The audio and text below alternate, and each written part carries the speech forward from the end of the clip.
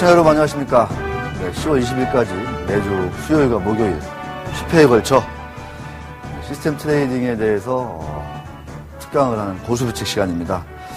네, 벌써 6일째인데요. 6회째인데 그동안 그 운용을 잘하기 위해서 어떠한 기본기가 필요한 것인가, 좋은 운용 매니저가 되기 위해서는 어떠한 자세를 가져야 되는가, 이런 것들을 우리 김학섭 스카이인베스트텍 사장님 대표께서 많이 해 주셨습니다. 오늘은 이제 6번째 시간인데요. 오늘 스티브 잡스가 이제 사망했다는 소식에 따라서 전 세계 각층에서 여러 가지 얘기들이 나왔고, 오늘자, 내일자 조간신문도 보니까 잡스 기사가 헤드라인이던데요, 당연히. 저는 좀 그런 생각도 해봤습니다. 어제 우리 기관들이 대형 건설주들을 몽땅 팔았거든요. 삼성물산 같은 경우에는 80만 주 넘게 팔았던데, 오늘 보란 듯이 많이 반등했거든요. 항상 이렇게 뒷북을 치는 어떤 기관 투자자들의 행태를 보면서 우리 운용산업은 갈 길이 멀다. 잡스가, 컴퓨터나 이런 휴대폰 같은 거 개발에 뛰어들지 않고 운용산업에 헌신을 했다면 어떤 운용사를 만들었을 것인가. 이런 좀 생각도 해봤는데, 지금 당장은 딱히 잡히지 않아서 좀 답답하기도 한데, 자, 그래도, 네. 어제에 이어서 좋은 강의를 해주실 우리 크레벤님 모시고, 자, 또 재미있는 얘기, 아주 유익하고 알찬 얘기 들어보도록 하겠습니다. 자, 그러면 화면으로 먼저 오늘 얘기 한번 만나보겠습니다.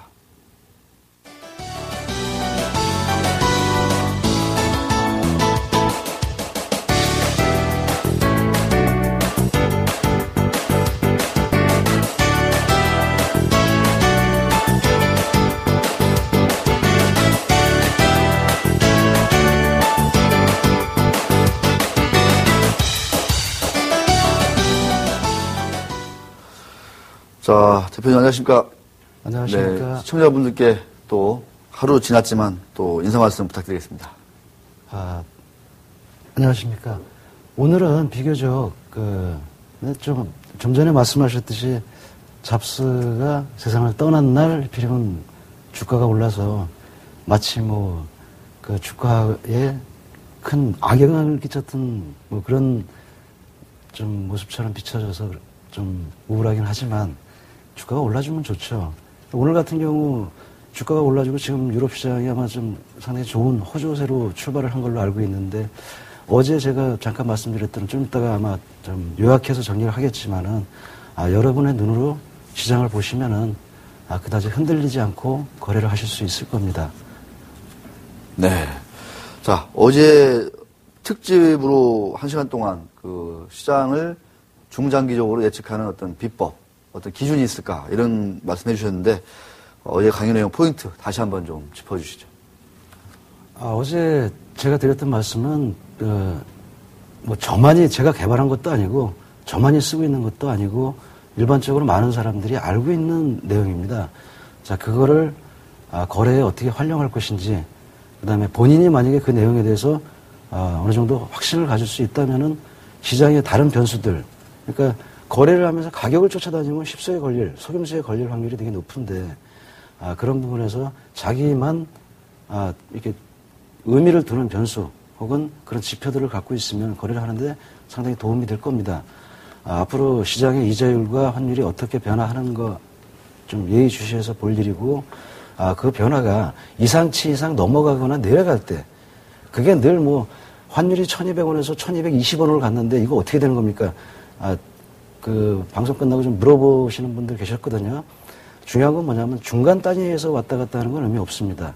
이상치 이상으로 떨어진다든지 이상치 이상으로 올라갈 때, 이자율 같으면 1%대와 5%대 사이가 한 레인지가 될 겁니다.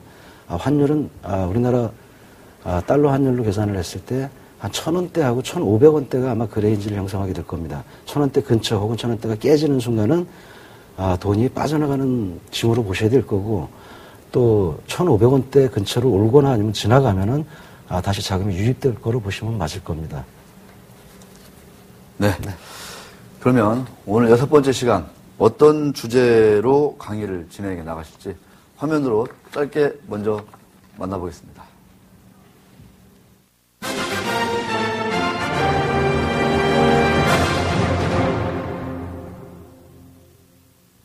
네, 자금 관리. 주변에서 그런 경향을 좀 자주 목격하게 되는데요.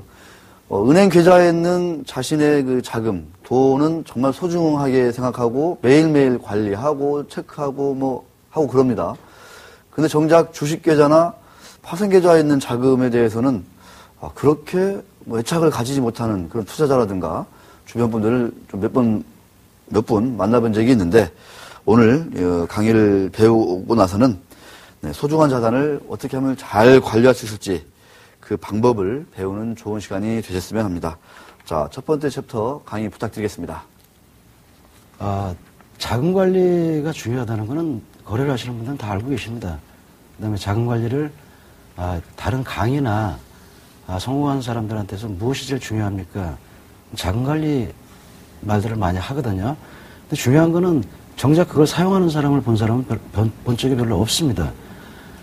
왜 그럴까 이렇게 생각을 해보니까 자금 관리라는 게 대단한 어떤 노력을 통해서 얻어질 수 있는 게 아니고 제가 이제 2부에서 잠깐 말씀을 드리게 될 텐데 몇 가지 이미 일반화된 방식이 있습니다. 거래를 하시는 분들이 가끔 이렇게 물어보면은 자, 진입이 중요합니까? 청산이 중요합니까? 쌈나요, 그러면? 진입이 중요하다. 청산이 중요하다. 진입은 아무 때나 해도 된다. 청산만 잘하면 수익은 낼 수 있다. 라고 하시는 분들도 계시고 진입을 잘해놔야 청산을 아무 때 해도 손실을 덜 보거나 아니면 수익을 낼 수 있다. 라고 하시는 분들도 계시거든요. 중요한 거는 뭐냐면은 청산에 대해서는 일반화된 방식이 있습니다. 그래서 대부분의 사람들이 진입에 대해서만 많은 시간들을 할애하고 있거든요. 중요한 게 뭐냐면 청산에 대해서는 일단 손절이라는 게 있고 또 여러분들도 익히 알고 계시는 트레일링 스탑과 같은 이익을 확보해주는 그런 수법이 있습니다. 그래서 그런 수단들을 활용하면은 저희처럼 데이 트레이딩 같은 경우는 종가 청산이라는 개념도 있고요. 일반화된 그런 방식만 쓰더라도 청산은 그다지 어렵지 않게 나올 수 있습니다. 중요한 거는 그러니까 이제 진입 쪽에 매달리게 되는데 청산도 그거 못지않게 중요합니다. 그리고 청산 쪽을 좀 다듬으면은 청산도 잘하고 진입도 잘하면 더 좋죠. 근데 만약에 양자에서 태기를 하라고 한다면은 제 입장에서는 저는 청산이 더 중요하다고 봅니다. 진입이 중요하지 않다 이런 얘기가 아니고 진입도 중요합니다. 보다 중요한 게 뭘까? 그럼 청산인데 이 두 가지보다 더 월등하게 중요한 거 몇 번을 얘기해도 그 중요성이 떨어지지 않는 게 자금 관리입니다. 그래서 자금 관리 같은 경우는 복잡한 그 어떤 구조로 이루어져 있지도 않고 자금 관리의 어떤 획기적인 방법이 존재하지 않습니다. 아까 잠시 유 기자님 말씀하셨듯이 아마 잡스가 금융 쪽에 어떤 걸 했던 건 획기적인 어떤 자금 관리 방식이 나왔을 수도 있겠죠. 그리고 한편으로 생각하면은 자금 관리를 정말로 모든 사람들이 중요하고 자금 관리를 못하면 죽는다라는 개념을 거래하는 사람들이 모든 철칙으로 이렇게 진리로 알고 있을 수 있는 그런 거래 기법이 일반화됐을 수도 있을 겁니다. 중요한 거는 많은 사람들이 이렇게 자금 관리가 중요하다고 얘기하는데 정작 자금 관리를 활용하거나 제대로 실천하지 않는 사람들이 더 많습니다. 그러나 제가 여태까지 만나면서 성공한 사람들, 거래를 통해서요. 그 사람들을 만나봤을 때 자금 관리를 등한시한 사람 중에 성공한 사람 한 사람도 없습니다. 저희가 볼 때 터무니없는 자금 관리, 저건 좀 리스크가 너무 크지 않나 하는 그런 자금 관리조차도 실제로 그걸 꾸준히 지켜나가면 수익을 엄청 극대화할 수 있습니다. 그래서 우리가 통상 얘기할 때 3M 이렇게 말씀을 하는 거래에서 가장 중요한 게 뭐냐? 세 가지의 M이 있는데 일단은 심리입니다. 거래에 임하는 사람이 심리입니다. 원칙을 세워놓고 지키지 못하는. 어떻게 보면은 원칙은 너무 훌륭한데 제대로 이행되는 게 하나도 없어요. 그 심리에서 흔들리는 거거든요. 두 번째 메소드입니다. 방법론이거든요. 개별 거래의 수치가 중요한 게 아니고 이전 시간에 몇 번 말씀을 드렸던 어떤 그 독특한 수치의 함정에 빠지지 마라. 그 수치에서 오는 어떤 과체적화의 위험 이런 것보다는 방법론 쪽으로 선물이기 때문에 옵션이기 때문에 이렇게 될 수밖에 없는 게 있습니다. 그래서 첫 시간에도 고민을 좀 많이 해라. 그다음에 익히 알고 있는 것들도 다시 한번 고민해보면 거기서 훌륭한 거래 방법을 찾아낼 수 있다. 그러면서 예를 들었던 게 시, 고, 저 전문 갖고도 훌륭한 거래 원칙을 찾을 수 있습니다. 라고 말씀을 드렸습니다. 그게 바로 방법론입니다. 자, 세 번째가 뭐냐면 자금 관리입니다. 돈을 동일한 방식을 갖고 수익이나 손실을 더 훌륭하게 관리할 수 있다면은 그건 당연히 제일 중요시 여겨야 되고 반드시 해야 되는 겁니다. 근데 일반적인 거래자들이 자금 관리를 등한시하는 이유가 뭘까 이렇게 생각해 보니까 큰 숲을 보지 못하고 자꾸 개별 나무나 이쪽에 너무 매달리게 되는 겁니다. 어떻게 하면 한 번의 거래를 좀 잘 읽을 수 있을까? 그렇게 하다 보면 좋은 결과가 이렇게 그게 모여지면은 좋은 결과가 되겠지만은 전체적인 흐름에 자기 스스로의 좀 이따 말씀드리게 되겠지만 자기 수익을 관리하다 보면 자기 수익 나는 유형, 손실 나는 유형을 알게 되거든요. 그거를 잘 활용하면은 동일한 노력을 통해서도 수익을 극대화시키고 손실을 극소화시킬 수 있습니다. 그 비결이 뭐냐? 그게 자금 관리에 있습니다. 그래서 자리 같은 경우는 이미 그 인터넷에서 잠깐만 뒤져봐도 자금 관리 이렇게 치면 몇 가지, 한 두세 가지 방식이 뜨게 될 겁니다. 2부에서 설명을 하게 되겠지만, 마틴게일이나, 켈리 법칙 같은 거는 일반화된 자금 관리거든요. 근데 그것만이라도 사용하시면은 지금보다 훨씬 좋은 수익, 그 다음에 손실 관리를 기록하실 수 있게 될 겁니다. 그럼 자금 관리를 하는데 필요한 요소들이 있는데 그 필요한 요소가, 물론 다양한, 지금 나오는 이건 시장에서 주는 변수를 갖고 사용하지 못합니다. 이런 자금 관리가 가장 좋습니다라는 게 없어요. 그 이유가 뭐냐 하면은 자금 관리는 그 사람의 자금의 성격, 거래를 하는 유형, 그 다음에 수익과 손실이 발생하는 유형이라든지 그 손실의 최대 폭, 그 다음에 연속 손실 횟수 이런 것들이 다 반영이 된 상태에서 자금 관리가 이루어져야 되는데 글씨가 너무 작아갖고 늘 준비를 하면서 이렇게 이 정도 해놓고 나서 자꾸 확대를 하면 전체를 못 보여드리고 너무 작아서 안 보이실지 모르겠는데 여기 보시면 승률이라고 나와 있는 여기에 28.507 잘 안 보여서 28.507 28%의 승률을 갖는 거래 방식입니다. 근데 이 자금 관리 좀 이따 이게 좀 확대해 가면서 좀 나갈 텐데 이건 하나의 거래 기법입니다. 하나의 거래 기법을 보면은 제가 좀 죄송한데 이 수치를 좀 제가 읽어드리겠습니다. 그냥 손실이 날 때 수량은 1개, 3개, 4개 이런 식으로 물량이 실린 상태에서 손실이 나니까 20만 원, 10만 원, 수익이 날 때 690만 원 날 때는 58개의 거래 계약이 실리게 됩니다. 그러니까 이 단일 거래를 두고서 드리는 말씀이 뭐냐면은 먼저 시간에도 계속 이렇게 몇 번을 언급했던 피라미딩 기법이라는 게 있습니다. 수익을 전제로 계약수를 늘려가라. 단일 거래에서의 자금 관리는 피라미딩 기법도 하나의 자금 관리입니다. 그러니까 피라미딩이라는 건 한 번의 거래에서 물량을 실어서 청산하고 나올 때까지 그것도 자금 관리를 하는 거거든요. 손실이 나고 있을 때는 손실을 담보로 들어가지 말라고 했습니다. 그래서 뒤에 2부에 나오는 마틴게일 기법이 아니고 켈리 법칙입니다. 수익을 담보로 계속 수량을 늘려가는 그런 수량을 늘려갔을 때 나오게 되는 결과를 한눈에 보실 수 있는 게 이런 결과입니다. 아까 그걸 수치화했던 거를 그림으로 나타내 본 겁니다. 보시면은 아까 손실 날 때는 당연히 가장 최소의 계약수로 했기 때문에 손실이 적었고 횟수는 많습니다. 아까 보셨다시피 28%의 승률이기 때문에 72%의 손실을 볼 확률이 있다는 얘기거든요. 그런 상황에서 72%의 손실을 볼 확률이 있는데 매번 똑같은 금액을 잃고 사면 이건 무조건 질 수밖에 없는 거래 기법입니다. 그러면 그거를 지지 않는 게임으로 만드는 방법은 자금 관리입니다. 자금 관리를 하면서 단일 거래를 유지하는 그 방식은 간단한 좀 예시를 통해서 보셨듯이 피라미딩 기법이 자금 관리를 단일 거래에 응용한 방법입니다.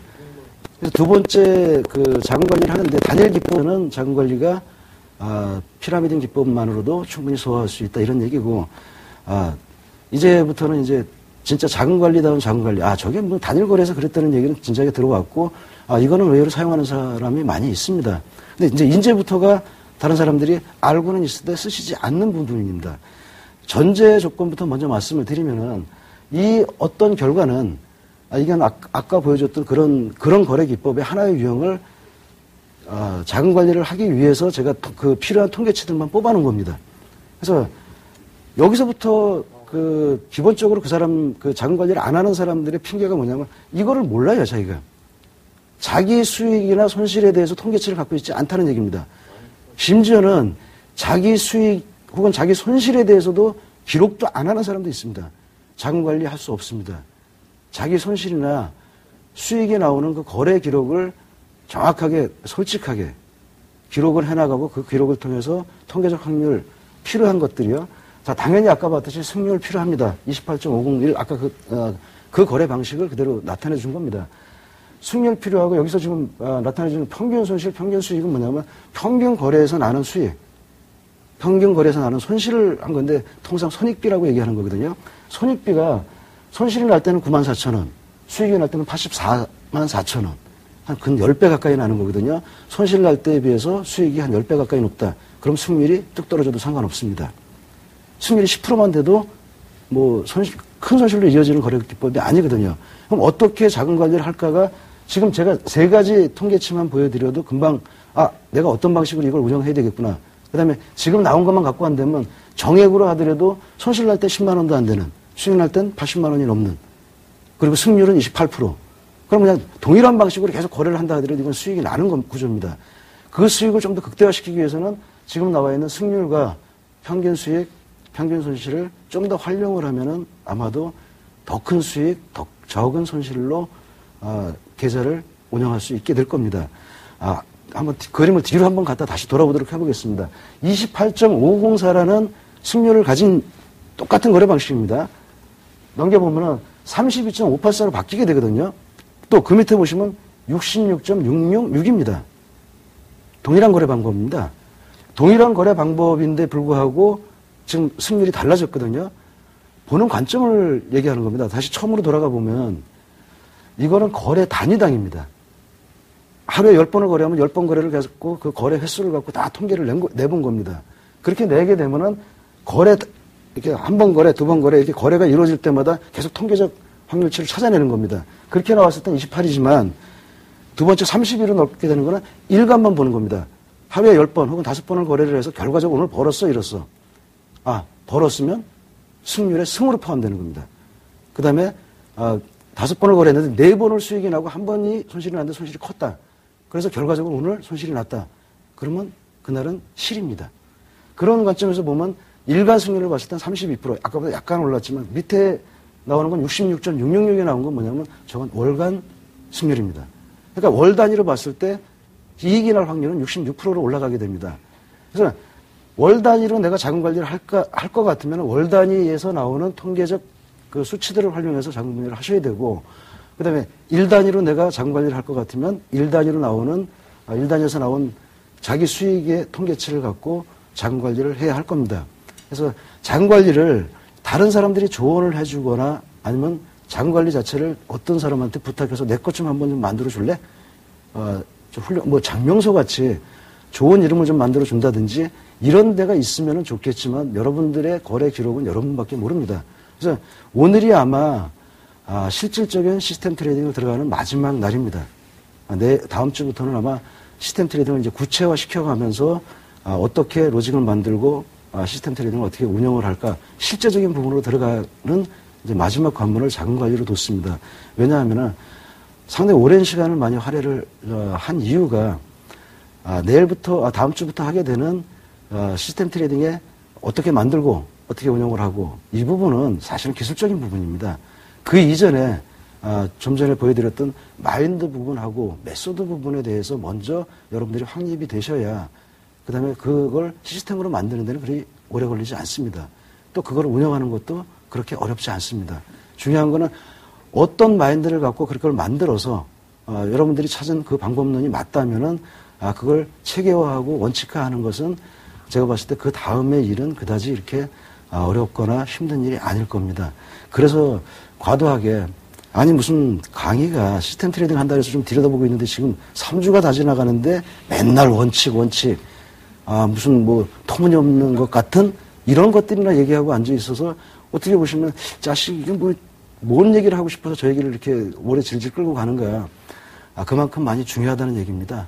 제가 봤을 때 지나고 나서 여러분들 나머지 기술적인 부분은 굳이 제가 말씀드리지 않아도 많은 책자라든지 이런 쪽에 소개된 제가 물어봤어요. 이런 거 해도 되는지 이런 좋은 책이 있다고 생각하면 소개를 해도 좋습니까? 그래서 알렉산더 엘더가 쓴 정확하게 제목을 잘 모르겠는데 시스템 트레이딩을 만드는 알렉산더 엘더라는 저자가 만든 시스템 트레이딩이 어떻게 보면 교과서 같은 책이 있습니다. 그런 책만 보더라도 여러분들이 이렇게 쫓아가기 어렵지 않습니다. 그러나 지금까지 보여준 이 자금 관리까지 그러니까 첫 주부터 첫 시간부터 지금 6번째까지 제가 강조해서 계속 반복했던 이 내용들은 모든 책의 앞부분에 있습니다. 심지어 머릿말에 있거나 아니면 가장 앞부분에 무슨 서문에 해당하는 그런 부분에 있습니다. 모든 사람이 모르는 사람도 없고 그리고 또 그 부분을 제대로 지키는 사람도 없습니다. 그래서 제가 좀 많은 시간을 할애해 갖고 했는데 오늘이 그 마지막 시간입니다. 여기까지만 하면 이제 정신무장 하는데 필요한 것들은 다 갖췄다고 생각하시면 됩니다. 그래서 자금 관리가 실제 거래에서 쓰여지게 되는 그 용도는 제가 봤을 때 그 활용하는 것 자체는 그다지 어렵거나 힘든 게 아닌데 나중에 여러분들이 진짜 그 자금 관리를 활용해 보시면 그 파괴력이 엄청납니다. 그래서 제가 아까 좀 말씀드린 이름을 거론하기는 좀 그렇습니다. 여러분들도 다 아시는 분들입니다. 그래서 아까 제가 방송 들어오기 전에 잠깐 누구누구가 있었을까 이렇게 생각해 보니까 아닌 사람이 한 사람도 없어요. 성공을 한 사람 혹은 여러분들이 나도 저런 사람이 돼야지 했던 그 사람들 중에 저는 그 사람들하고 이렇게 교류를 하거나 뭐 주기적으로 이렇게 만나면서 늘 물어봤을 때 그 사람들 로직이나 이런 것들은 제가 봤을 때 별거 없어요. 그 사람들을 이렇게 폄하하는 얘기가 아니고 그다지 독특한 논리, 무슨 독특한 로직 이런 것들 있지 않습니다. 그리고 우리가 이제 그 속어로 길거리표 이렇게 얘기하는 로직들이 있거든요. 여러분들도 인터넷에 돌아다니 이렇게 조금만 찾아보시면 대부분의 사람들이 이렇게 자랑하기 위해서 올려놓은 로직들이 있어요. 간단하고 단순한 것들. 근데 그것들 결과가 나쁘지 않거든요. 그런 것들도 괜찮습니다. 중요한 건 거기다 자금 관리를 입혀보십시오. 그러면 여러분만이 갖고 계시는 훌륭한 로직으로 변하게 될 겁니다. 피라미드 기법이라든지 이런 것들도 훌륭한 자금 관리, 개별 거래에서는 자금 관리거든요. 그래서 이런 것도 훌륭한 자금 관리 방식 중에 하나입니다. 그러나 개별 거래, 그다음에 월간 계획, 그다음에 연간 여러분들 거래를 하시면서 궁극적으로 여러분들이 세우는 목표가 있을 겁니다. 언제까지 내가 이 거래를 할 것인지 또 어느 정도의 수익을 올릴 생각이신지. 근데 그거를 자금 관리를 사용하시게 되면은 더 빠른 시간 안에 더 크게 이룰 수 있으십니다. 근데 그 자금 관리라는 자체가 좀 막연하긴 해요. 자금 관리 그럼 도대체 자금을 관리한다는 것 같은데 뭘 어떻게 관리하는 게 좋을까? 의외로 되게 간단하게 되어 있습니다. 다시 한번 강조하지만은 자금 관리를 하기 위해서 전제돼야 되는 조건이 있습니다. 여러분들의 거래 기록을 갖고 계셔야 됩니다. 그 거래 기록이 여러분들이 통계적 확률이 의미 있는 수치로 나올 수 있도록 정확하게 기록되어 있어야 됩니다. 그게 없다면 승률도 정확하게 모르고 한번 예를 들어 볼까요? 승률이 10%인 10번을 거래를 하면 한 번만 수익이 나고 9번을 손실이 나는 방식이 있다고 하자고요. 그리고 그게 어느 정도 신뢰할 가치가 있다고 한다면은 여러분들 한 8번 손실이 나기 시작하면 베팅을 늘리십시오. 이제부터 틀려봐야 얼마 안 틀릴 겁니다. 베팅 수를 점점 늘려보십시오. 첫 번째 손실 나면서부터 늘리는 그게 이제 마틴게일의 교과서적인 방식이고요. 여러분들 통계적 그 확률을 아신다면 10%의 승률에서도 피라미드 같은 그런 기법을 쓰지 않고도요. 개별 거래의 베팅 금액을 조절하는 겁니다. 그래서 8번 손실, 7번 손실은 무수히 나오는 승률이 그렇다면은 여러분들이 많이 보게 되는 결과일 겁니다. 근데 그 결과치가 나왔을 때 한 8번 만에 끝나고 다음 번이 수익이 될 수도 있어요. 확률이니까 무한반복을 전제로 하는 거니까 반드시 10번째만 나오는 게 아닌 거는 여러분들 아실 거 아닙니까? 그럼 한 7번, 8번부터 베팅 금액을 점점 늘려가는 겁니다. 그러면 여러분들이 거기서는 걸려들 확률이 이전에 베팅은 빼버리고 나면 그 승률은 25%, 뭐 30% 이렇게 올라가게 되거든요. 8번부터 하면은 3번 중에 한 번 걸릴 확률이 발생하게 되니까 33%가 되잖아요. 그 다음에 8번도 손실 나버렸어요. 그럼 이제 9번, 10번이 남았는데, 물론 10번 지나서 11번 날 수 있어요. 그러나 중요한 거는 뭐냐면, 9번째 베팅 수 더 높이면은 한 50% 정도의 기대 확률입니다. 그 확률로 여러분들이 수익이 날 확률이 높은 데다가 베팅을 많이 하는 거 아주 단순한 원리예요. 자금 관리라는 자체는 구체화하는 데는 여러분들 기본적으로 갖고 있는 거래 기록, 그 다음에 그걸 비롯한 통계적 확률치, 이런 것들이 필요하지만 그것들이 정확하고 솔직하게 기록되어 있다면은 자금 관리를 하는 방법은 그렇게 어렵지 않습니다.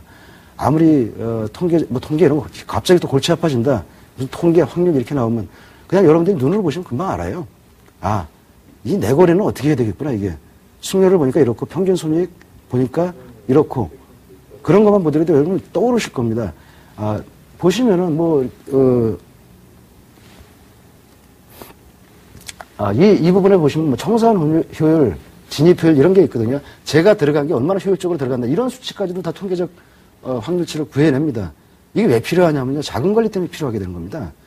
내가 들어가는 게 얼마나 효율적으로 진입을 하는지, 내가 청산을 하고 나서 얼마나 더 갔는지, 제가 청산한 자리가 거의 뭐 이제 시작하는 단계에서 나와버렸다. 그럼 청산율은 많이 떨어지겠죠. 이런 것들도 자금 관리에 유용하게 쓰이는 통계치들입니다. 그래서 이따 2부에서는 여러분들이 그냥 익히 알고 계시는 그런 자금 관리 방식 2개를 소개하게 될 겁니다. 그러면 여러분들이 만약에 여러분 거래 기록에 대해서 솔직하고 정확한 걸 갖고 계시다면 당연 내일부터도 시행해 볼 수 있는 방법이 될 겁니다. 네, 자금 관리를 위해서는 그 오랜 기간 축적된 그 투자자 본인의 어떤 그 데이터, 나날의 데이터, 아니면 한 번의 거래 실적별 그 데이터, 승률, 이런 것들이 반드시 좀 축적된 그 데이터가 있어야 되겠다. 이런 말씀이셨습니다. 그걸 통해서 승률은 낮지만 수익 면에서는 뭐 이렇게 나날이 우상향하는 그런 곡선을 만들어 갈 수 있다. 그런 얘기였습니다. 뭐 자금 관리 기법이 중요하다는 말씀을 거의 30분 가까이 하셨습니다. 자, 다소 이렇게 좀 철학적이고 좀 그 추상적인 얘기가 되겠지만 이런 얘기들이 뒷받침돼 있어야 다음 주부터 이제 본격적으로 보여주게 될 어떤 그 시스템 트레이딩 어떤 그 만들기, 로직 만들기 이런 것들에 꼭 뒷받침된다는 말씀이었습니다. 자, 그러면 잠시 2번째 챕터에 어떤 얘기를 할지 그 주제를 화면을 통해서 먼저 보겠습니다.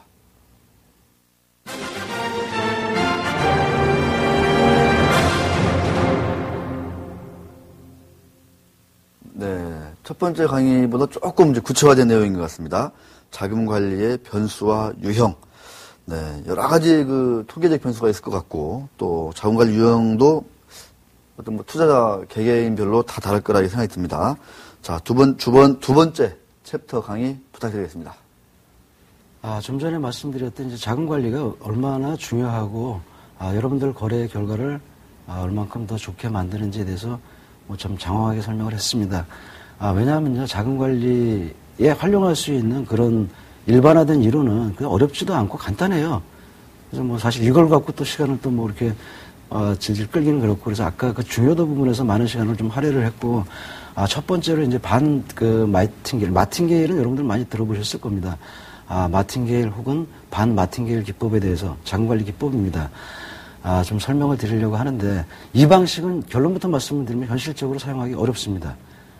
제가 한번 예시를 한번 드려보면은, 마틴게일 기법은 원래 교과서적인 의미는 어떤 뜻이냐면요, 손실이 남은 베팅 금액을 2배로 늘리는 겁니다. 자, 이제 10,000원을 걸고 손실이 나서 10,000원을 다 잃었다고 합시다. 그러면 손실 났으니까 이제 10,000원 손실. 두 번째는 20,000원을 베팅하는 겁니다. 그래서 20,000원을 베팅해서 또 손실 나면 40,000원. 40,000원에서 또 손실 나면 80,000원. 80,000원에서 손실 나면 16만원 되겠죠. 손실이 쭉 나서 베팅 금액을 배수로 높여가다가 수익이 나면 다시 원점으로 돌리는 겁니다. 그러니까 10,000원을 베팅을 했다 손실이 났고, 두 번째 20,000원을 베팅했다 손실이 났고, 세 번째 40,000원을 베팅했다 수익이 났으면 이제 40,000원 수익이 된 겁니다. 근데 그 앞에서 10,000원, 20,000원을 손실이 났으니까 30,000원 손실에 40,000원 수익이니까 10,000원 이익이죠. 그러면 다시 원점으로 세팅하는 겁니다. 다시 또 10,000원부터 시작해서 10,000원, 20,000원, 40,000원, 80,000원, 16만원 이렇게 가는 겁니다. 마틴게일 전략은 이렇게 가면 여러분들이 자금이 바닥나기 전에 그때가 와주면 좋아요. 뭐 16만원도 넘어서 32만원, 그 다음에 베팅 금액이 점점 커지거든요. 여러분들이 계좌가 점점 위험한 수위로 빠지고 있는 겁니다. 그런 상황에서 이제 이 정도는 와주겠지. 이거 한 번만 더 가면 이제 더 이상 베팅할 금액이 없는데, 근데 불행하게 거기서 손실로 끝나버리게 되면 계좌는 없어지고 여러분들 복수할 기회 없어지게 되는 겁니다. 마틴게일 기법은 아까 그 수치에서 여러분들 되게 독특한 걸 하나 얻으셨을 겁니다. 기대 수익이 얼마냐면 10,000원입니다. 32만원까지 가도 10,000원입니다. 여러분들 잘 생각해 보십시오. 10,000원을 걸었다가 잃고, 20,000원을 걸었다가 잃고, 40,000원 걸었다가 벌면 30,000원 손실을 나고 40,000원 수익 나니까 10,000원입니다. 80,000원까지 손실을 나고 16만원 걸었다가 수익 나면은 다 합치면 앞에 15 나옵니다. 뒤에 16 벌고요. 1입니다. 그래서 이 마틴게일 전략은 일단 제가 늘 주장해왔던 피라미드 기법의 가장 좋은 점은 뭐냐? 수익을 담보로 베팅 금액을 늘린다라는 거였었잖아요. 그거하고 정반대죠. 손실이 날 때마다 베팅을 그냥 손실이 난 상태의 베팅을 계속 해나가는 것도 아니고 2배로 계속 얹으면서 가는 겁니다. 만약에 이게 여러분들이 생각하는 것처럼 진짜 훌륭한 기법이 되기 위해서는 여러분들 승률이 높아야 됩니다. 낮은 상태에서의 승률에서는 여러분들이 계좌 잔고가 바닥에 날 확률이 훨씬 높습니다. 그래서 마틴게일 전략을 실제로 사용하는 사람도 거의 못 봤고 또 추천할 만한 방식도 아닙니다. 그래서 반 마틴게일 전략을 쓰시는 분들이 좀 계시는데 그분들은 뭐냐면 수익이 날 때 그 베팅 금액을 배수로 올려가는 방식입니다. 이거는 그냥 원론적인 얘기를 하는 거니까 배수가 아니라도 상관없습니다. 거기서부터 약간씩 조정을 하면서 가시면 됩니다. 배수가 아니면 뭐 30%, 50% 이런 식으로 여러분들 계좌 자금의 유형, 그 다음에 자금의 성격에 걸맞게 여러분들이 그 수치를 조절하시면 되는데 어쨌든 반 마틴게일 기법은 수익을 담보로 베팅 금액을 점점 늘리는 겁니다. 그러니까 피라미드 기법에서 사용했던 계약수를 증가시키는 방법하고 같은 원리입니다. 자, 두 번째로 어려운 게 뭐냐면 더더구나 선물 옵션에서는 단순하게 배수라는 게 어렵습니다. 그러니까 이번에 들어갔던 게 만약에 88만 원어치 들어갔는데 다음번에 176만 원이 될 그 상품 구성을 하기가 쉽지 않을 겁니다. 그런 가격대가 없는 경우가 많이 있고요. 그래서 정확하게 배수를 한다는 것도 어렵고 또 여러분들의 승률이 그다지 높지 않다면 현실적으로 성공할 확률이 거의 없습니다. 그래서 이 기법은 좀 응용해서 사용하셔서 만약에 여러분들이 굳이 마틴게일 혹은 반 마틴게일 기법을 쓰셔야 되겠다고 한다면 많이 수정이 돼야 될 부분이 있습니다. 하지만 기본적인 마인드, 기본적인 이 자금관리 기법에 이 원리는 이렇게 되어 있다는 겁니다. 자, 두 번째로 일반적으로 실제 진짜 많이 쓰고 있는 방식이고 저 역시도 마찬가지로 저희 쪽에는 이런 부분을 좀 많이 활용하고 있는데 이대로는 아닙니다. 그래서 저희가 많은 우리 거래 기록의 통계적 그 확률치를 구해낸 이유가 뭐냐면 여기서는 몇 개 쓰여지지 않아요. 근데 저희는 자금 관리에 다양한 통계적 확률치를 쓰고 있거든요. 그래서 그거는 꼭 뭐 이렇게 교과서에 명시된 그런 건 없지만은 저희가 편리한 대로 저희 저희 상황에 맞게 조금 수정도 하고 저희가 만든 것들도 있고 합니다. 자, 일단, 보시다시피 F라는 거는 한 번에 베팅을 할 때 얼마 정도를 베팅하는 게 좋겠느냐. 그러니까 본인이 갖고 계신 총 금액 중에 몇 %를 베팅하는 게 좋겠느냐라는 거를 구해내는 공식입니다.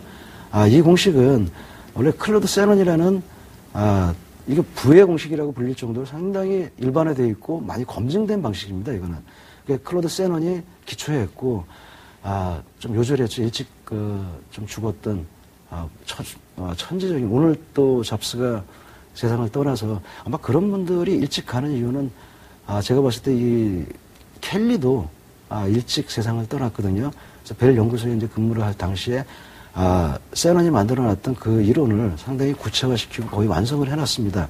그래서 그 완성한 후에 그걸 이제 증명이 돼야 되잖아요. 그 공식이 진짜 맞는지 아닌지. 그래서 세계적으로 되게 유명했던 펀드 매니저였던 웨더드 소프라는 분이 자기 계좌를 통해서 검증을 했던 방식입니다. 그래서 켈리의 공식을 이렇게 보시면은 총 금액, 예탁 금액의 몇 % 정도를 거래에 투입을 해야 될까? 베팅률이죠. 그거를 구해내는 공식으로서 지금 P가 아까 봤던 여러 가지 통계적 확률 중에 승률을 갖다 쓰는 겁니다. 그 승률 마이너스 1 마이너스 P는 손실이 날 확률이죠.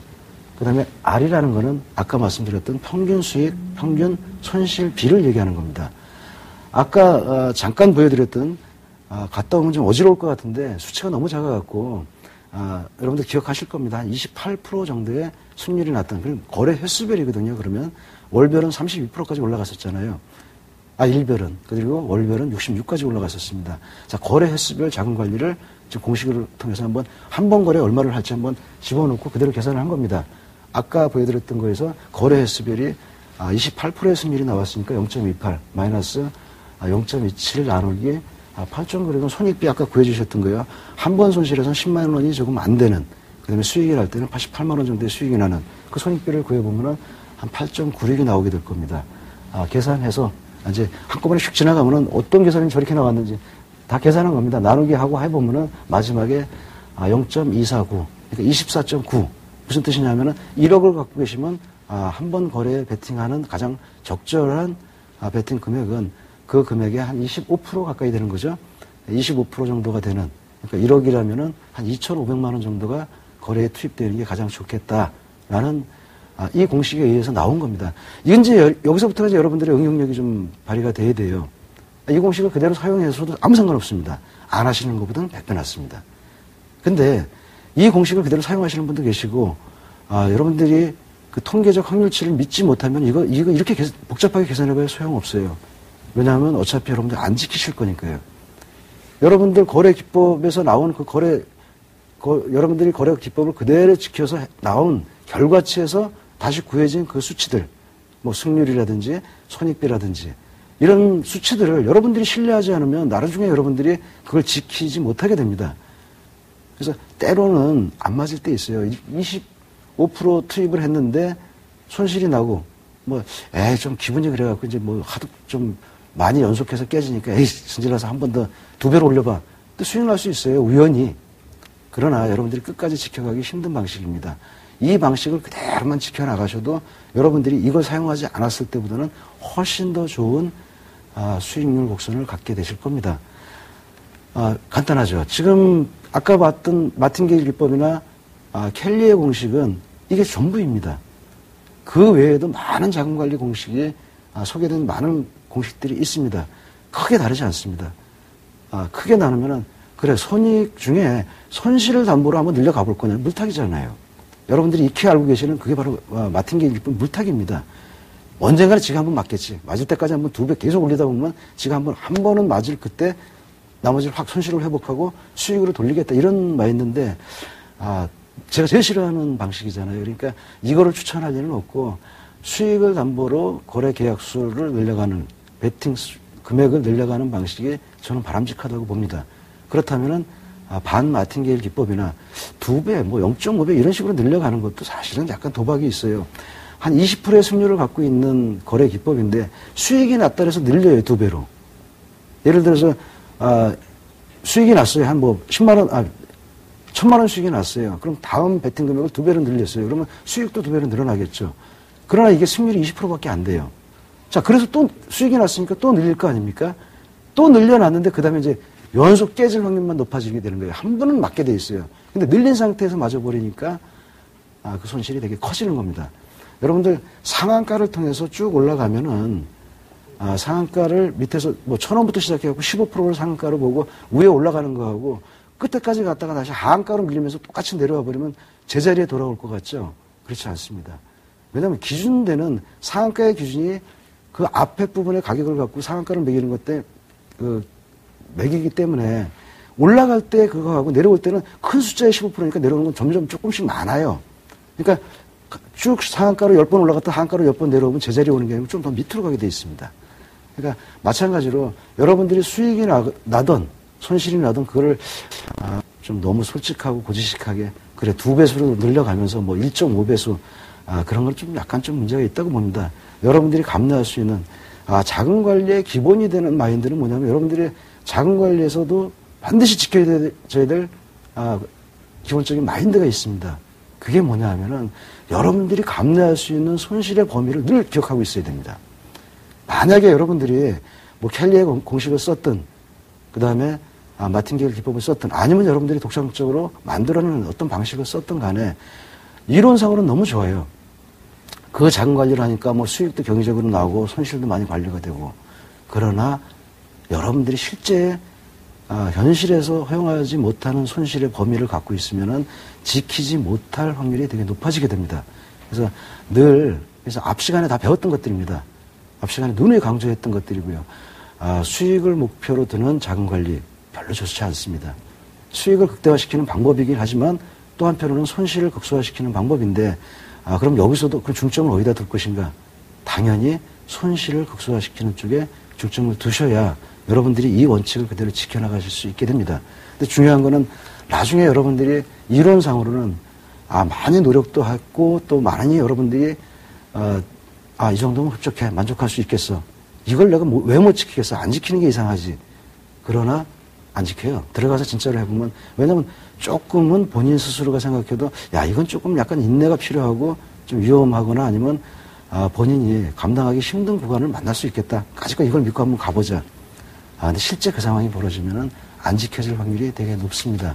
그래서 눈에 반복해서 말씀을 드리지만은 제가 수없이 반복했던 강조했던 것들은 다 대부분 앞으로 여러분들이 시스템 트레이딩을 만들 때 필요한 그리고 가장 중요한 요소들입니다.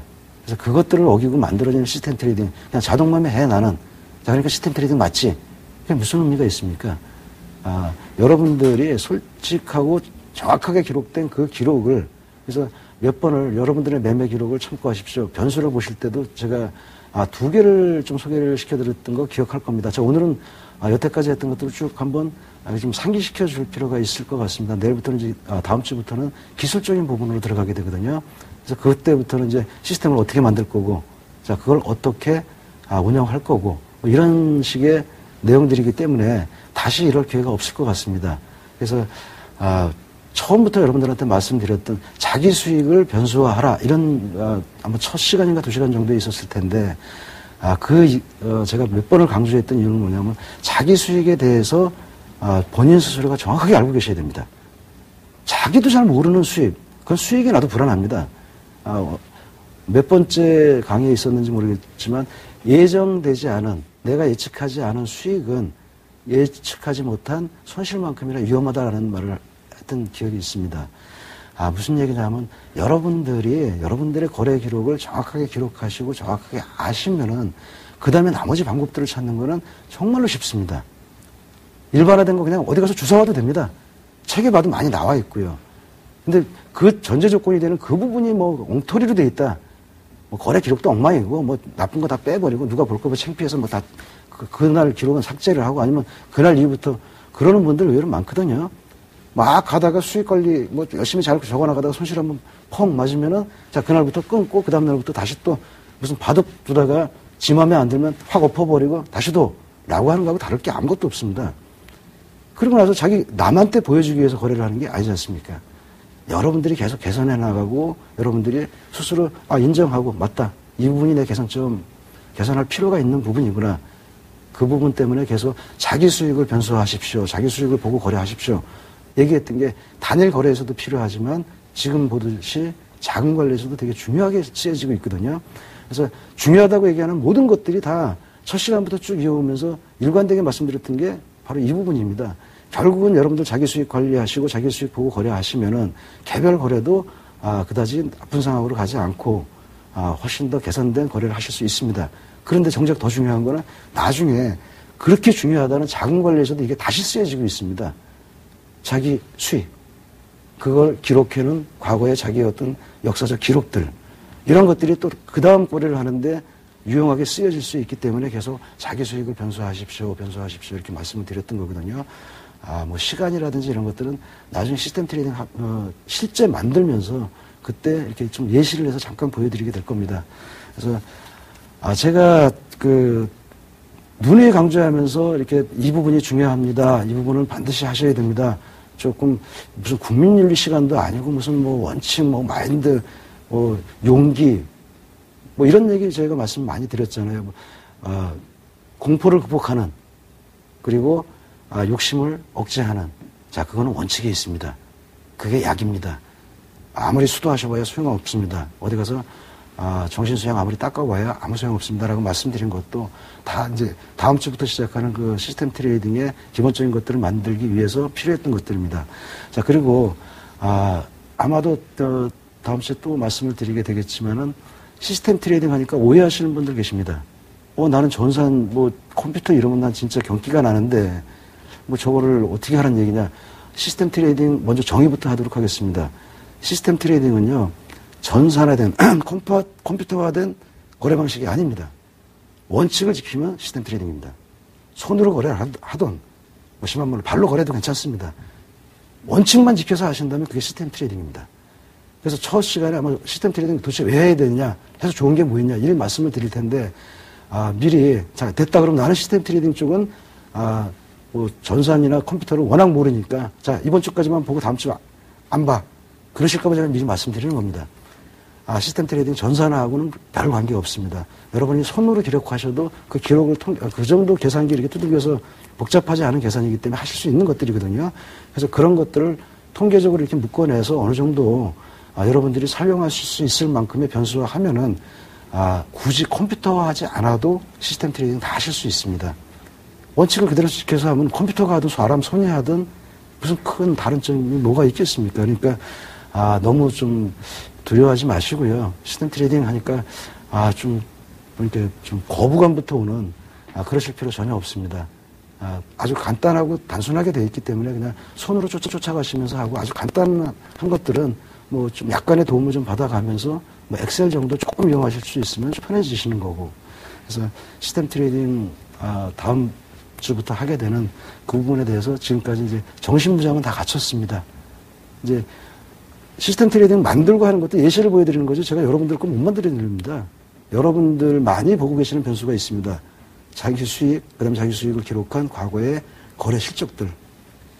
그것들을 잘 활용하시면은, 아마 끝날 때쯤 되면 여러분들도, 나도 앞으로 이제 거래 원칙이 이렇게 어느 정도, 좀 괜찮은, 이게 또 지킬 수 있는 그런 원칙이 좀 어느 정도 섰다라고, 되실 거라고 저는 확신합니다. 그래서, 요즘 장이 이제 어제 그 방송을 하고 나서 주위에 많은 좀 질문을 받았어요. 야, 그거 진짜냐? 너 진짜 안 떨어지는 거 맞지? 안 팔아도 되지. 그래서 저 솔직히 장담 못 해요. 어디까지 더 떨어지고 어디까지 또 올라갈지 그건 전 모른다고 했잖아요. 하지만 큰 폭의 하락이나 큰 폭의 상승은 그 두 가지 이자율하고 환율이 없이는 가지도 내리지도 못합니다. 이건 제 확신이니까 제가 여러분들한테 너 보장할 수 있어 못합니다. 근데 저 생각은 큰 폭의 하락이 오려면 이 조건에서는 오기 힘들다라는 말씀을 드렸던 거고, 약간의 좀 오해가 있으셨던 것 같은데 몇 통의 전화를 받았는데, 그분들 말씀이, 조금 무모한 예측, 좀 위험한 구간에서 좀 이상한, 너무 좀 단언해서 얘기한 거 아니냐. 근데 지금도 변하지 않습니다. 똑같습니다. 큰 폭의 하락이 오는 조건은 안 돼 있는 것 같습니다. 그래서 희망을 가지시고, 그렇다고 여기서 좀 막 매수 들어가셔서 아까 말씀드린 마틴게일 기법으로 또 손실 난 거 한꺼번에 회복하려면은 지금 여기서 한 2배로 더 사야 되지 않겠냐. 무모하게 거래하지 마시고요. 그냥 편안한 마음 갖고 지켜보시면은, 그다지 위험한 구간으로 빠지지 않을 것 같다는 생각이 듭니다. 힘내시고, 장을 좀, 편안하게 지켜보셔도 좋을 것 같습니다. 네, 대표님, 저 짧게 질문 하나만 드릴게요. 네. 이 자금 관리가 중요하다고 말씀하셨는데, 네. 이 마틴게일 전략하고 켈리의 공식 2가지 정도를 소개해 주셨거든요. 네.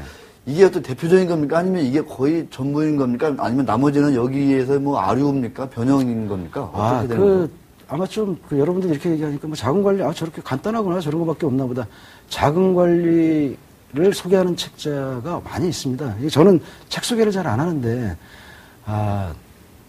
제가 이렇게 좀 지침서처럼 옆에 두고 있는 책이 한 2권 정도 있어요. 그러니까 되게 얇은 책인데 아마 여러분들도 보셨을 겁니다. 투기 예찬이라는 책이 있는데 그거는 이제 파생 거래를 하는 사람들이 이렇게 마인드를 너 대단한 일을 하는 것도 아니고 그러니까 넌 투기꾼이다.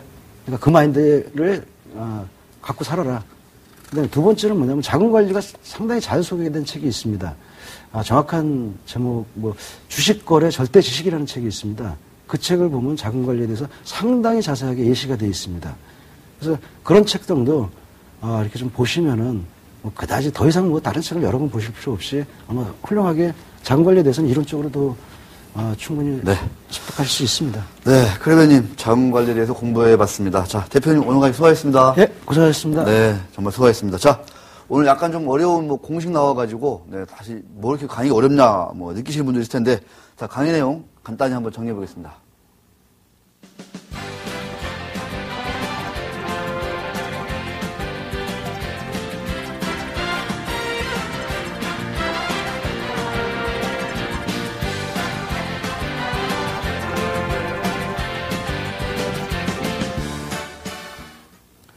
네, 다음 시간에는 드디어 기다리고 기다리던 시스템 트레이딩 로직을 설계하는 기초적인 과정에 대해서 아마 공부를 할 것 같습니다. 아마 방송사상 처음 시도하는 그런 강의가 되지 않을까 이런 생각이 듭니다.